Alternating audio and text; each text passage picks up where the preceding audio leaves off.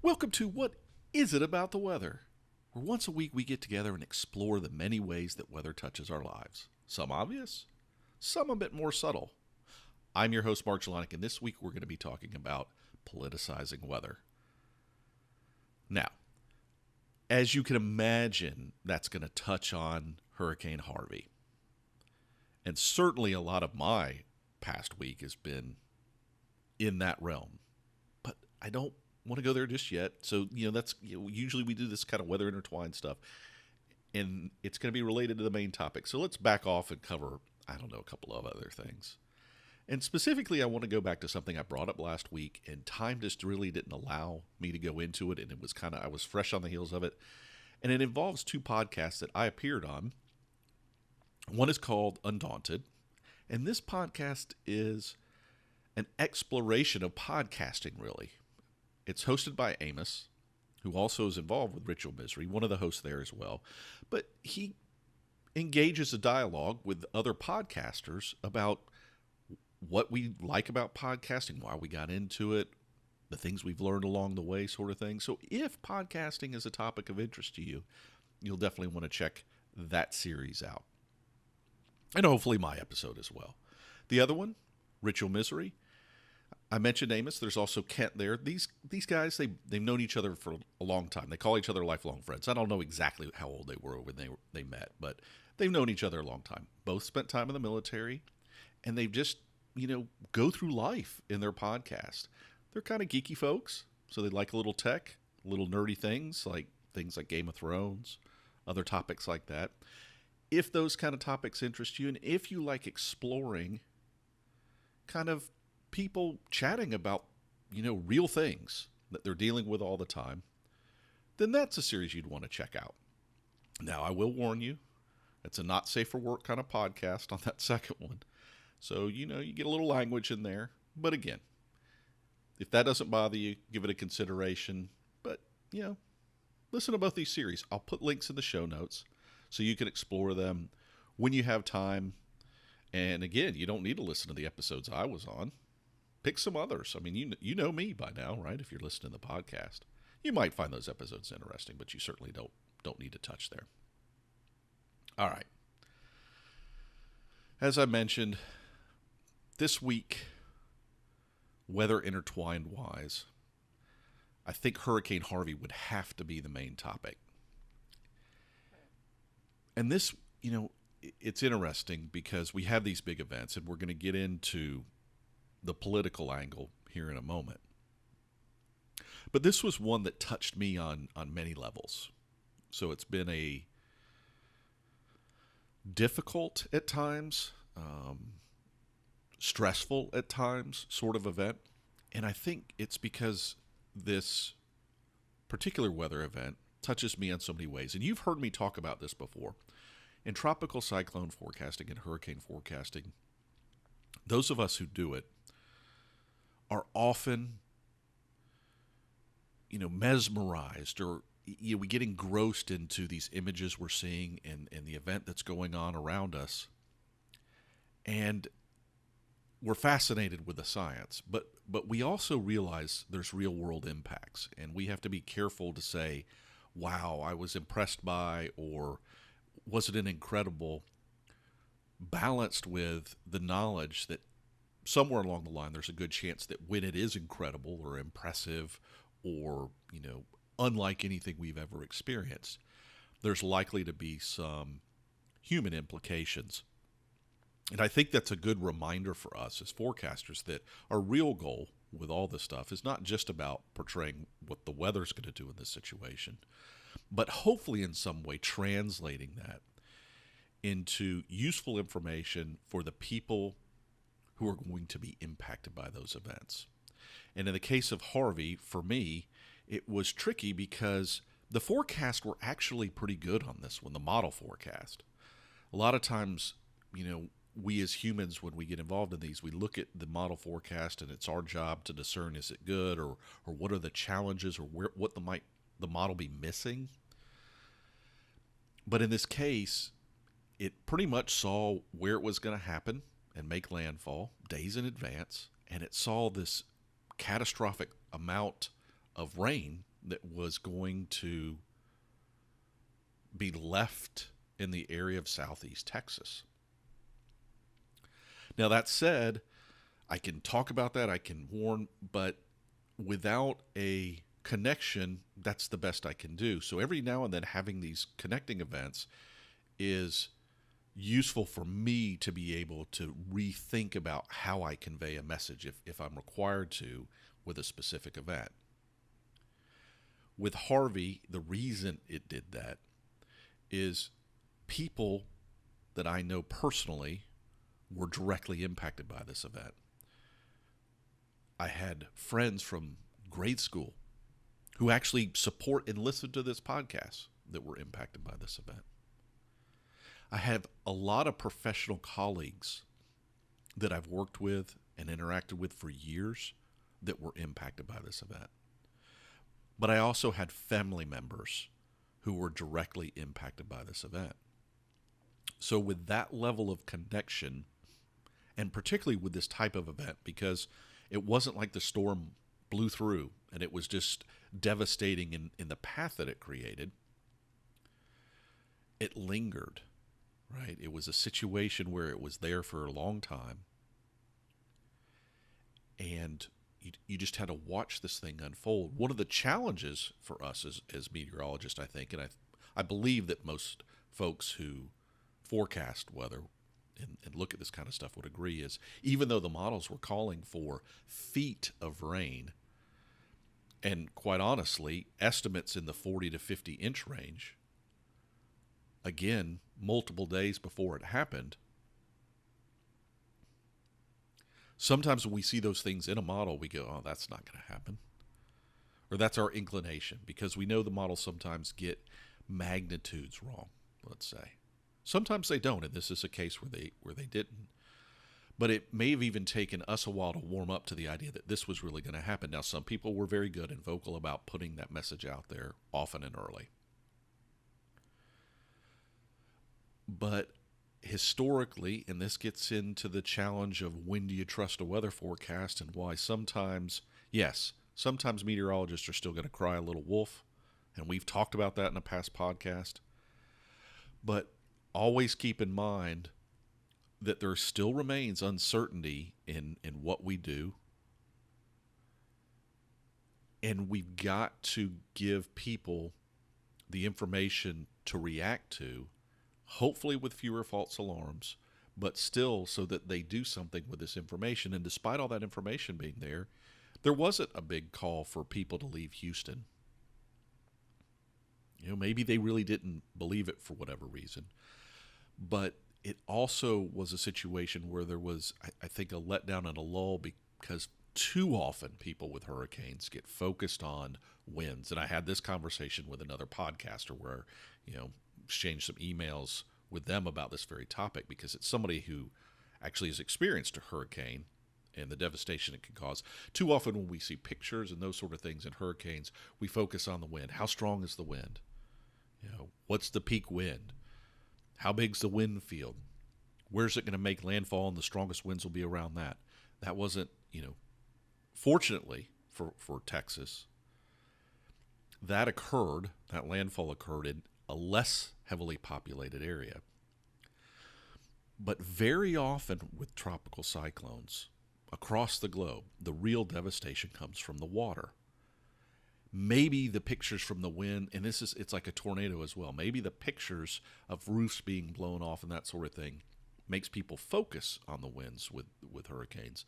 And this is something that we've been working to change as meteorologists, is to change that message, right? That very often you need to be thinking about what are the water implications. And it's even like here you are in Houston. It wasn't like some big lake burst necessarily and water went flowing down a hill. That water just rose up and it kept rising up. And yeah, there were some levee breaks and that sort of thing, just like with Katrina in New Orleans. But water just rose up. And the next thing you know, you're trapped. And in some cases, like I said, water was moving in a way that it moved some people downstream or whatever it might be. But in the case of Houston, You don't have that kind of grade of elevation change. And so for the most part, it just kept rising and rising and rising. And that water's going to go away. It's going to go down, down, down. And a lot of places are going to look very much like they looked before. Yeah, you might see water flooding lines and that sort of thing.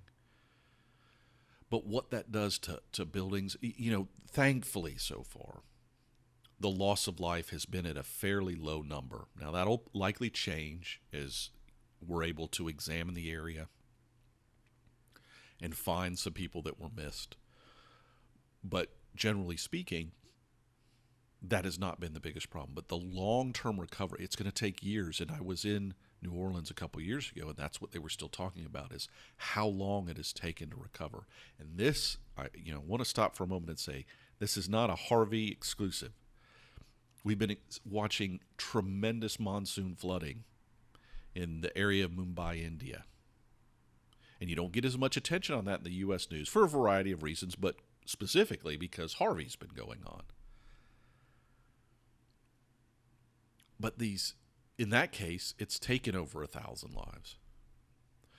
But the force of water, whether it's in a monsoon type event or whether it's tropical cyclone, quite often it wreaks havoc, it kills people, but you don't always see the damage with water like you do with strong winds rip things apart.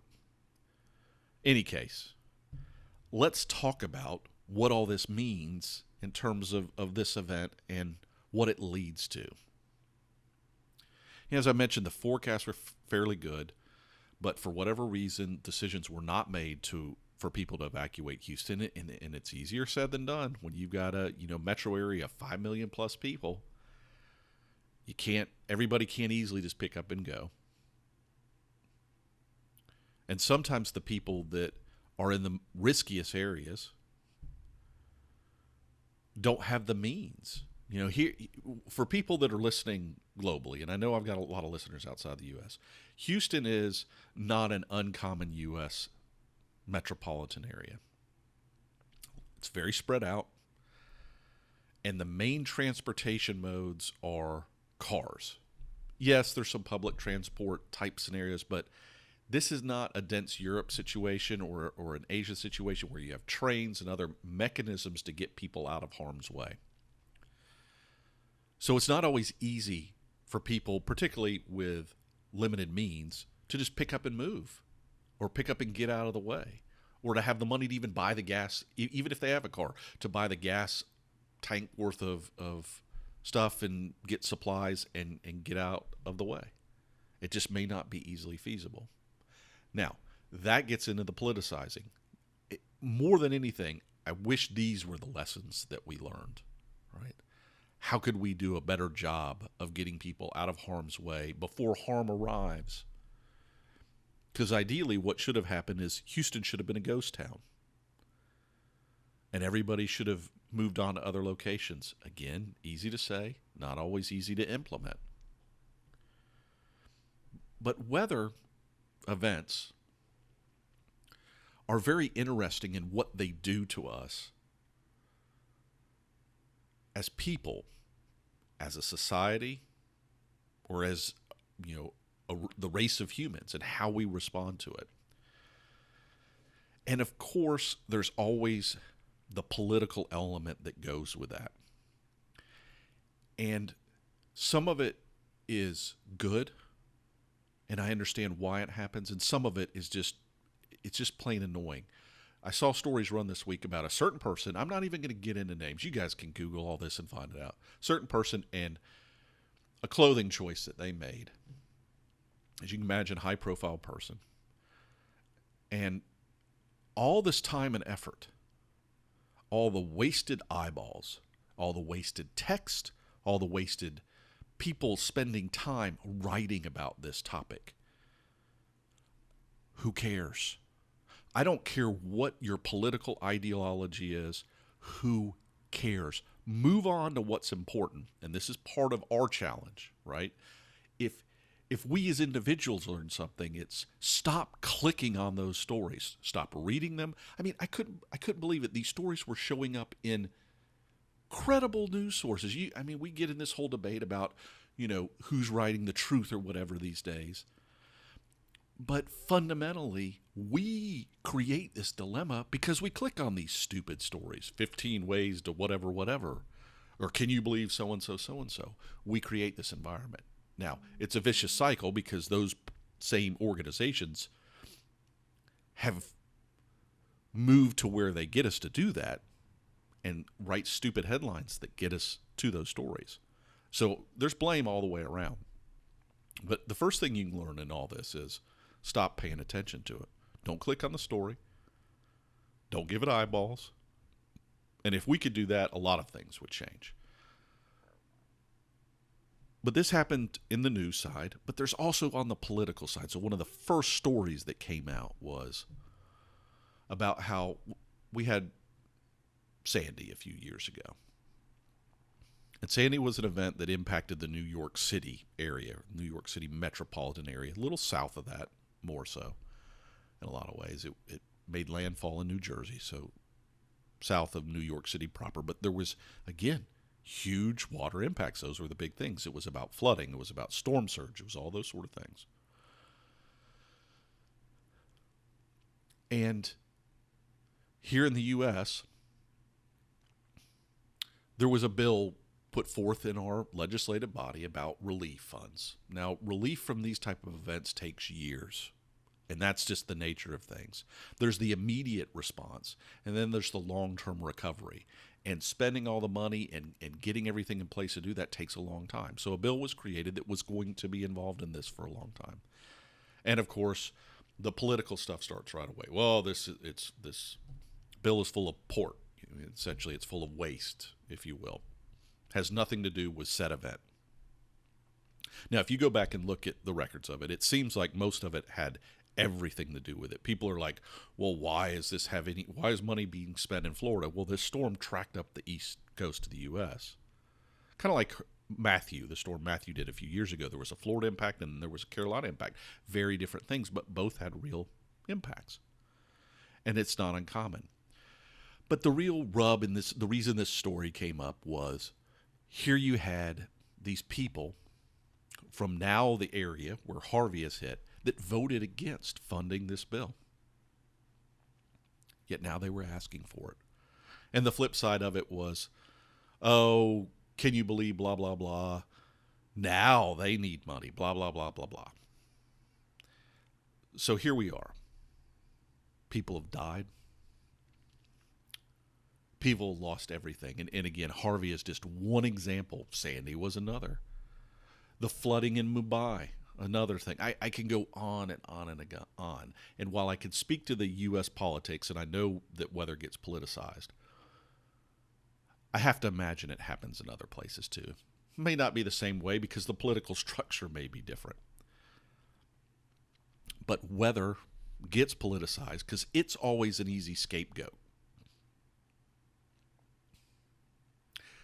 Supposedly we have no control over it, so therefore it's easy to blame the weather. No matter which side you take in the debate, what you can't debate is, oh, this is one of those sort of events. We had no control over it. It's not like we could have anything to do with it.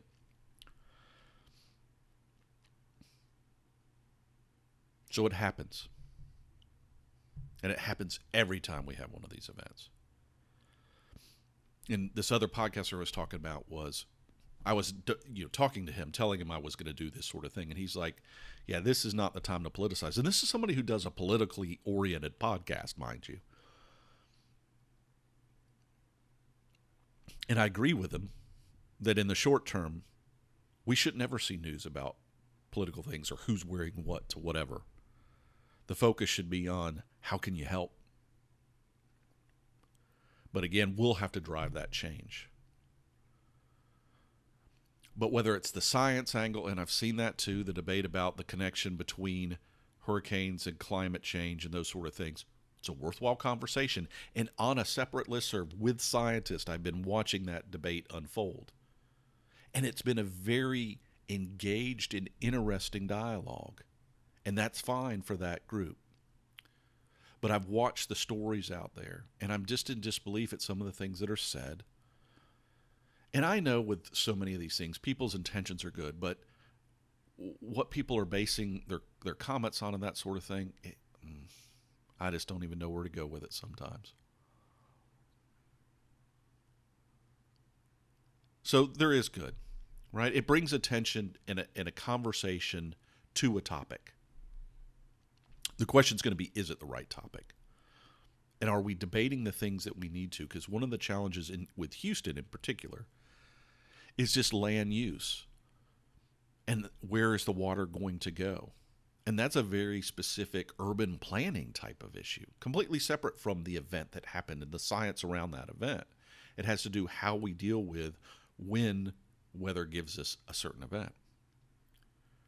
So it's about mitigation.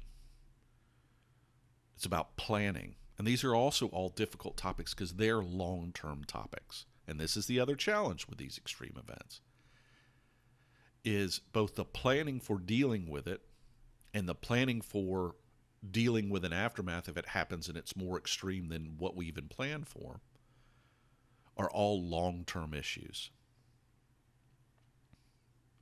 But this also highlights both the good and bad in us as people. One of the things, I mentioned that whether people kind of take off their political hat, us, I think, as people do in some ways, because we tend to donate to these types of events. All of a sudden we open our checkbooks or our credit cards or whatever it is, and we give to relief from these because we look at this and we go, this is nobody's fault. Let's help.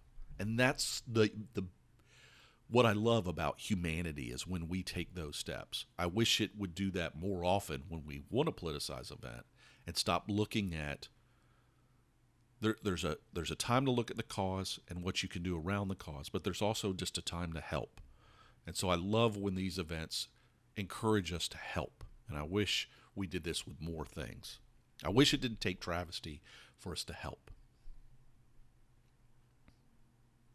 But it is that reminder, and that's a good thing. And, there's the old adage that there's the only bad PR is no PR. So despite it being a horrible human story, if people come together and become stronger for it and do donate and do reevaluate how they're looking at a situation, those are all good things. But as I said, there's also the bad that comes with it, which is too often the attention gets turned to the wrong thing. A debate about, well, you didn't fund mine, I'm not going to fund yours. We also get off target, as I said, with a response. We should be focused on what we know we can change to the best we can and investing in the things to help our understanding of the weather, of the long-term climate. That have those dialogues, have those debates, it's all fine. But it highlights the need to continue to put emphasis on those things. But stop being focused on, well, this is my side, that's your side. Step back for a moment. Stop worrying about the win, which is what too often politics is about, and get back to what it should be, which is about the people. So in some ways, I completely agree with that fellow podcaster that said, this is not the time to politicize it, and I tend to agree with that. However, I'm a firm believer in that the attention, you don't get it for a long time. 2 weeks from now, 3 weeks from now, you won't have people opening their checkbook and opening their PayPal account or pulling out that credit card, whatever it is. So in some ways, you've got to strike while the fire is hot. So I guess I take the political things and I go, well, at least the event is getting a focus. But I too wish that if you want to take and make something a political football, make it about how much more we should give as opposed to whether we should give or not, whether we should care or not. I read a headline that said natural disasters make everybody socialist. And this was, again, referring to a very conservative political person here in the U.S. And I don't think it makes us socialist. I think it reminds us that we're all in this together. And this event is just one more example of how we're all in this together. So every now and then, quit rattling your saber and be motivated from what comes from your heart.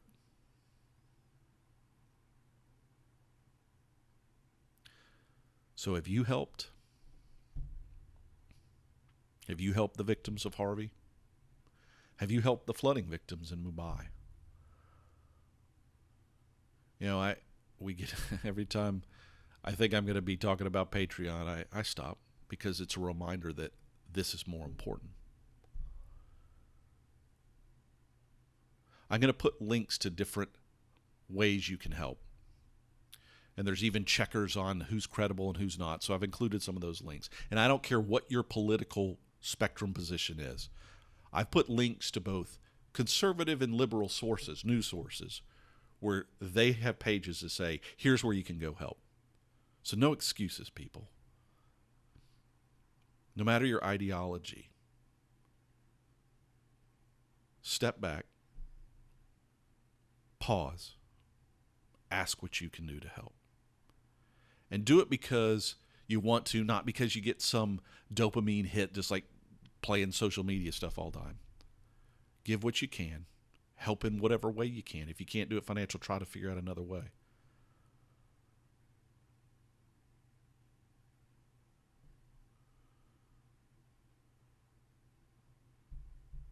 At some time in your life, it's likely you'll need someone else's help. So take a moment and try to help them. All right? All right. Enough of the heavy. Enough of the heavy. Again, this one was close to home for me. All right. So I want to follow up for a moment a little bit on the eclipse stuff. Close it out. Let our emotions run out a little bit. And someone asked me, with all the eclipse stuff going on, how long have we been able to forecast eclipse? And to some degree, we've been able to do it for a couple thousand years. Now, the challenge was the people that were forecasting understood what are called the Saros or Saros cycles. And they knew eclipses were happening, but because they weren't happening in their location, they didn't fully understand it. So they were able to accurately forecast how often these events took place, with our understanding of orbits and what was going on. But they couldn't necessarily put the position because they didn't fully understand, the Earth was round sort of thing. We get back into that kind of challenge, right? So just know we've been able to do it a long time. And I'll put a link in so you can read about the cycles there. The other story, you guys heard me with this stuff before. Conspiracy theories, I enjoy them. But seriously, folks, we are not going to have 15 days of darkness in November. Again, the fact that credible people have to write about this, or even talking about it here. People, do your own fact checking. Man, if someone says there's going to be 15 days of darkness, I mean, seriously, just common sense it for a moment. 15 days of darkness. Don't you think that if it were real, again, that news sources on both sides of the political spectrum, or wherever you are in the world, that as close as you can find an independent, again, it would be in every mainstream media outlet, that if North America was going to experience this total darkness, it's like, come on, people. Really? Again, the fact that credible scientists I know had to write to refute this because they were being asked this thing, this incredible to me. Incredible. And did you know that radars also have a cone of silence? I'll get into that a little more another time, but that's something that was a topic with students this week. Anybody who watched Get Smart knows what the real cone of silence is. I'm just kidding. But it's an interesting phenomenon that has to do with radars. But we'll dive into that a little more another time. I appreciate you being patient through this sort of heavy topic. And like I said, I would ask that if you do anything this week, it's go out and provide support for those that are truly in need. All right. You know how to get hold of me. whatisitabouttheweather@gmail.com, or you can go to whatisitabouttheweather.com/contact. RSVP method, don't forget about it. Rate, share, validate, and pledge. And to that pledge point, I'm not going to get in on the Patreon thing big this week, but I'm going to start doing things from time to time for the patrons, because that really is appreciated. Give them some exclusives, and it may be exclusive for a period of time, whatever, but I'm going to throw the Eclipse album that I put together photo-wise out there into the patron stream and make it just for the patrons, at least for now. It may open up someday, but maybe that's a little motivation at some point to consider making that step. But until next time, folks, as we all know, and as this topic pointed out oh so well, there's much more to weather than the weather itself.